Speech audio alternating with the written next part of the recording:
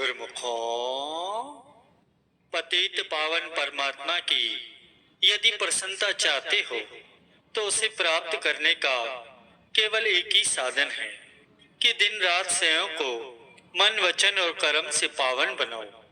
तुम ऐसी दृढ़ प्रतिज्ञा कर लो कि गुरु दरबार से अंत तक निभाऊंगा। स्वयं में ऐसे गुणों का प्रादुर्भाव करो कि मालिक को प्रिय लगो। अपने मन को परिवर्तित करो, स्वयं को मिटाओ, किसी पर अधिकार न जमाओ। मालिक ने जिन्हें सम्मान दिया है पहले उन्हें अत्यंत देखा और परखा है, आज्ञा की कसौटी पर चढ़ाया है। यदि तुम उनका हार्दिक सम्मान करोगे, उनकी आज्ञा मानोगे तो आत्मिक उन्नति होगी। सद्गुरु हमेशा अपने प्रेमियों के अंग संग रहते हैं और समय आने पर उनकी श्रद्धा और विश्वास के अनुसार सहायता भी करते हैं। यद्यपि देखने में वे साधारण पुरुष दिखाई देते हैं जिससे लोग उन पर विश्वास नहीं कर पाते और यही गलती कर बैठते हैं, परंतु वास्तव में वे ब्रह्मा स्वरूप होते हैं।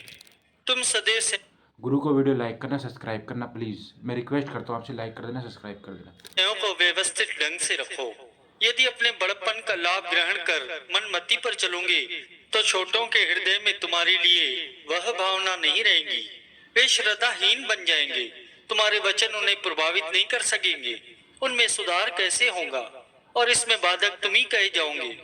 जब किसी संत का जीवन चरित्र पढ़ता हूँ और अपनी तरफ देखता हूँ तो धरती आकाश का अंतर दिखाई देता है।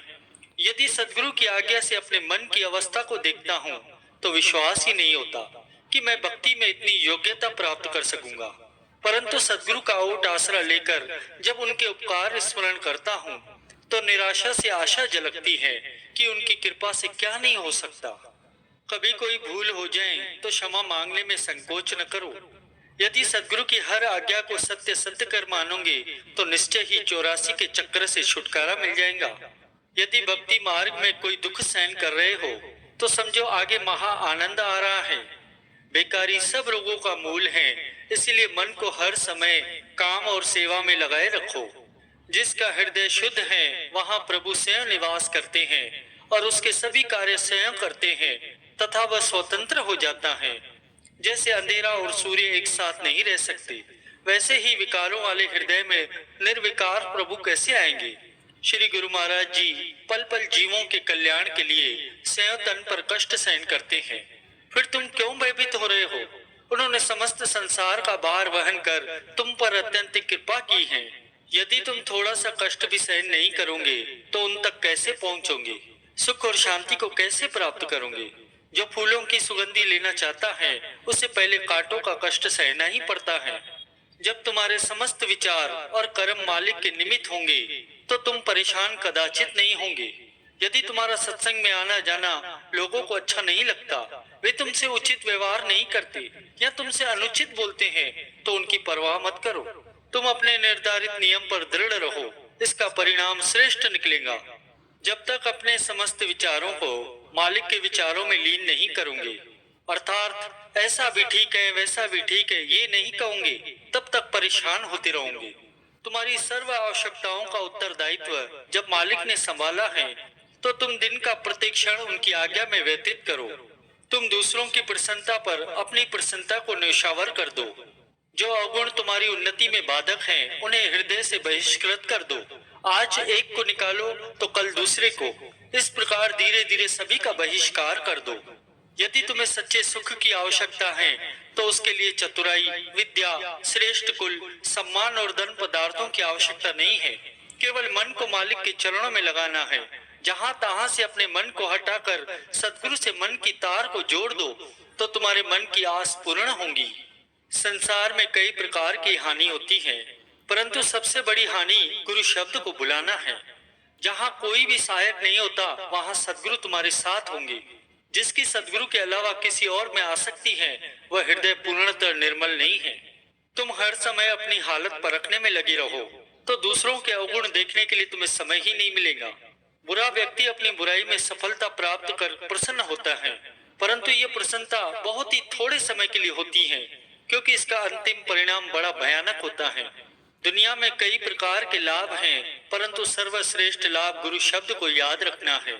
जिसे सुखी रखने के लिए मालिक स्वयं तैयार हो उसे भला कौन दुखी कर सकता है। जब तुम्हें सद्गुरु सहारा देने वाले हैं और शत्रु या दुष्ट लोग धमकाते हैं तो तुम भय मत करो, क्योंकि सबसे महान सबके मालिक तुम्हारी तरफ हैं। तुम प्रेम उससे करो जिसके हृदय में सद्गुरु के लिए प्रेम हो। कुदरत के घर में देर है अंधेर नहीं है। समय आने पर प्रत्येक इंसान को अपने कर्मों का फल मिलता ही है। चाहे कोई वर्षों के वर्ष पढ़े, ऊंची श्रेणियां भी प्राप्त कर ले, परंतु जो आंतरिक ज्ञान का खजाना अमूल्य लालों से परिपूर्ण है वह केवल गुरु कृपा से ही मिला करता है। कृतज्ञ इंसान पर कभी कृपा स्थिर नहीं रह सकती, इसलिए वह खाली का खाली रह जाता है और सभी आश्रय उसके टूट जाते हैं। भक्ति रूपी खुले मैदान या उपवन की सुगंधी एवं शीतल पवन लेने के इच्छुक तो हजारों होते हैं, परंतु उस मैदान तक पहुंचने के लिए जो टेढ़ी लंबी और संकरी गली है उसे अंत तक पार करने वाले थोड़े ही बचते हैं। कई थोड़ा भाग पार करते हैं तो कई चतुर्थ भाग और कई तो आधे पर ही अपनी शक्ति हार जाते हैं। श्री गुरु महाराज जी को किसी सेवक ने विनती की कि आपकी भक्ति अत्यंत ही कठिन है, तो श्री महाप्रभु जी ने जवाब दिया कि भक्ति कठिन है तो 84 भोगना उससे भी अधिक कठिन है। बुद्धिमान तो वही है जो थोड़ा सा दुख सहन कर अधिक दुख से अपनी जान बचाए। सद्गुरु कुल मालिक होते हैं। यमराज और धर्मराज ये सब उनकी आज्ञा में चलते हैं।